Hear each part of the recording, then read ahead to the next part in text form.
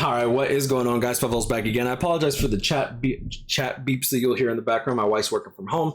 Without further ado, let's just get right into it. Attribute trees. Now, I originally thought this was going to be a completely good thing, but there are some really, really weird things that I don't particularly like about it, and we're just going to get into what I don't like. Just offer it, just get that out of the way, because I overall think this is a net good. I just think it's a little wonky with how do I put it? With how little information we were really given. Like, for example, this is the kind of screenshots that we got, and you'll see here that we actually got this Ichigo, right? They leveled up the stamina node. You'll see here that his stamina went from 1042 to 1092, so it went up by 50. Okay, however, in practice and when we actually use it, you'll see here on my Ryuken, for example, just because that was the character that I had available at the time, instead of getting 50 base stamina like this Ichigo got, right, 1042 to 1092, 00 for the green, it was actually implemented as not base stats. So you'll see here stamina 926, now it's 976 when I leveled up the node, and you see here the 50 right here, right? This 50. This 50. Boom. Yeah, that way you can see the 50. Okay, cool. So that is, in my opinion, a bit misleading, just because I think that if this was really base stats, then that means that every single character becomes a better Link. Every single character becomes a better character, regardless of if they're being used as a Link, etc. Now, focus, in my opinion, is pretty cool, because after you see all this stuff, you'll see here that you're going to be getting quite a lot of focus, right? So this is boom, boom. Total, you're going to get 50 here, and then if you go all around, you'll see 35, so 85 total. No, I'm too lazy. 85 plus 90, that's 175, 180, 220. So you're going to be getting 220 in total as of like what's being shown here. And that is along with your attribute affiliation bonuses. I think it comes out to roughly like 470 focus when you max that out. So a character usually comes with, I believe, 330 like ish focus. Like this one's coming out at 390, but he also got resurrected, so like there's that. 390 plus like the 480, you're roughly getting 870-ish focus. So with the fortification pill, you're going to go hit the 1000 threshold, so you're guaranteed to crit. Usually, if you're going to be doing a fortification pill, obviously sometimes you're not going to even be using those, just because we have all the 5-star plus accessories. So the negatives that I see here are, one, I really don't like seeing my character at level, I think it goes up to 213 right now. I was talking to Death and my boy Leno earlier. So like 201 to 205, seeing these random numbers as your base level, and then all your characters are going to be this uneven number, it just doesn't look pretty. I'm not saying that it's a bad thing, it just doesn't look pretty, and I feel like that's going to lead to a lot of segregation. Because if I remember correctly, whenever you go and try to do epic raids, how many of you require someone to use a T15 character or a T20 character, right? The higher the level, the better the quality player, because that means that they probably played the game a bit more, or the better quality character you get. And if I'm going to be betting on someone, I'm going to be betting on the guy that has the max level character, personally. I mean, it is what it is, unless they have the nice little leaf sign, in which case I could use the Brave Soul Summons ticket. That's one of my negatives that I see potentially coming from this, just because we've seen that with the soul trait, with the Link Slot Potion plus soul traits, along with the Link Slot Potion plus characters and the Super Potion plus characters, the use the best character, oh, you must use the max bonus character. So you see a lot of segregation when it comes to that. Then another thing that I don't particularly like is there's no real register telling me how many nodes I have done. Now, obviously, like I see this level 2 out of 2. So obviously that's 1 done, 2 done, 3 done right here, because they're max out. So I have 3 nodes, right? But they don't tell you how many you have done. And the reason that this is important is there's going to be a lot of people that believe that you need to go down the middle. At a glance, I thought as long as I go down the middle, then I unlock the max transcendent slot level. I unlock what is it called? It's not the soul trait. Oh, here it is. I unlock the Transcendence to plus 11, and then the max link slots to plus 11. So it's going to be really weird having a level 238 character with T21, and then so T21, and then their SP is going to be plus 11 instead of plus like 10.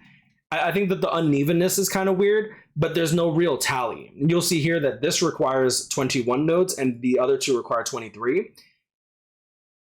If you actually read all this stuff, right, there are 7, so there's 21. So there's 21 total here, along with the base node, which I'm assuming counts as 1. So there's 22 nodes off rip. So this will unlock, then this will unlock, then you will have to unlock this one in order to unlock the other locks up and bottom. Originally, at a glance, like I said, it looks like you kind of want to just go straight down the middle, but if you go down the middle, you're going to actually end up missing out on potential stats that you would want. Like if you want to work on your SP based characters, which personally I'm going to be doing, you're going to want to go down the bottom path. But you'll see here that on red, I actually started going down the middle because at a glance, I'm like, okay, I guess I have to go down the middle. But I was wrong until I looked into it, right? So the reason I'm making this video is just because I don't want people to be mistaken when it comes to this stuff. And I also wanted to make people aware that this, there we go, that this attribute tree thing will only affect your post stats. And the reason that this is important is based on what we were told through this screenshot, this would increase your base stats, which means all your links are going to get stronger. And whenever you put accessories on the character, the accessories are going to give you even more stat points on top of that, which doesn't seem to be the case. It looks like it's just going to be a straight flat increase. Now you'll see here, this is, I put the SP item, a stamina item on him, and I forget the last item that I put on him. Pretty much I just wanted to increase stats. I think it was the Shinji hat. Just so that I got stats across the board, just so that we could see at a glance that this just increases your base stats. So you'll see here that I increase his defense by 13, it looks like, and then I increase his stamina by 50. But when I put on like links as well as like even stamina items, the stamina item isn't gonna increase this stat. It's literally just kind of like post stats, which is kind of important to note because even though you are getting a good bit of spiritual pressure, like if I just show you this Ryukin, keep in mind he doesn't have any links on. We're already rocking what, 1400 plus 2400, so 30. We're running 3800 SP. By the time you're done with this skill tree, I think we got 35 here, 30, 65, 100, 145, 175. 180, 220. We're getting an extra 220 spiritual pressure. So the spiritual pressure doesn't even hit 10% of the increase. So like in my opinion, this isn't going to impact as much as people might think. And my main criticism here is just if they're going to be giving us, like, let me do this just for context. The selected materials will be acquirable in a future event or campaign. If they're going to be giving this to us as they are doing with golden hammers and silver hammers, it's going to be time locked since it's not farmable. The reason that I don't particularly like this is just that new players are never going to catch up. For a player that starts now, they will never, ever, no matter how much they play the game, have as many gold hammers or silver hammers as someone that plays the game and just keeps up with how often they can obtain these. And that might sound good to the people that are already playing the game consistently. It's like, oh, cool, I should be ahead if I'm playing longer. I don't necessarily think that that should be the case in every single aspect of the game. Whenever a new player comes into the game, you're going to have those that want to try hard, and you're going to have those that are going to be casual. The tryhards, in my opinion, need to get they need a way to catch up. Otherwise, they're not going to want to be tryhards. And at the end of the day, from a business standpoint, you need these tryhards to actually help fund the game. At the end of the day, whether you guys like it or not, this is a gacha game. They are a business. They need to make money if they want the servers to keep up. That's why we're actually, in my opinion, the more free to play a game is and the more accessible a game is, the more successful they tend to be, because they can get the potential whales to want to compete. But if there's no way to compete, like if there's literally no way to compete, then you have this this class system that's just like, oh, why am I going to spend money for this character if even getting one copy of the character, I can't even really work on them at this point. I don't know if I'm making any sense. Maybe I'm rambling too much. I just personally see someone that plays the game a lot. Like I think personally, like if someone plays the game a lot, they should be able to grind whatever they need to compete with other people that play a lot. So that's just my 2 cents. If you don't like it, that it's your opinion. I just personally like I personally liked how Link Slot Potions came out, because the people that were tryhards and playing the game a lot, or were able to play the game a lot, or sacrifice their time to play the game a lot, ended up getting ahead in terms of, okay, cool, I'm going to work on these T20 characters, I'm going to work on these T15 characters. I'm not really going to work on this stuff in terms of Transcendence because I have a very limited amount of resources because I'm time gated, blah, blah, blah. I think that that's fine. But I don't think that this is going to really impact heavily until I think 6 to 7 months into the life cycle of Bleach Brave Souls. And by then, I think that when people have all these trees like leveled up, you're going to see a lot of new players come in and they're like, oh, cool. So what do I do to farm this? Because I kind of want to max out this tree. And then what are we going to tell them? Oh, yeah, you can't do that. It's like, what? What if I spend money? Yeah, you can't do that too. There's nothing in the shop for that either. The gold hammers. Do we have a gold hammer pack yet? Now, don't get me wrong. I don't like the way that K-Lab sells. Like they market a problem and then they sell the solution. I never like them doing that. But you also like don't have a way to get hammers, even if you're pay to play. You get what I'm saying? Like that's kind of weird. I feel like that's that's something that they can market. They might, in my opinion, be stifling, and then they'll release a pack around like anniversary time or global anniversary time, which is like around Christmas time.